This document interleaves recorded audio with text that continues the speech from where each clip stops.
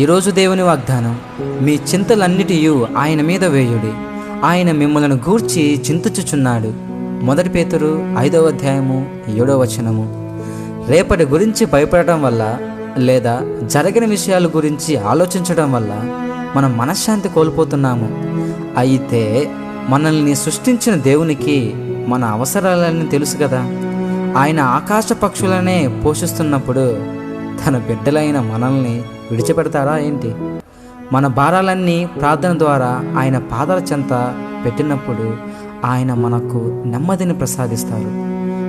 చింతించడం ఆపి దేవునిపై విశ్వాసం ఉంచడం నేర్చుకుంటే మన జీవితం ఎంతో తేలికవుతుంది.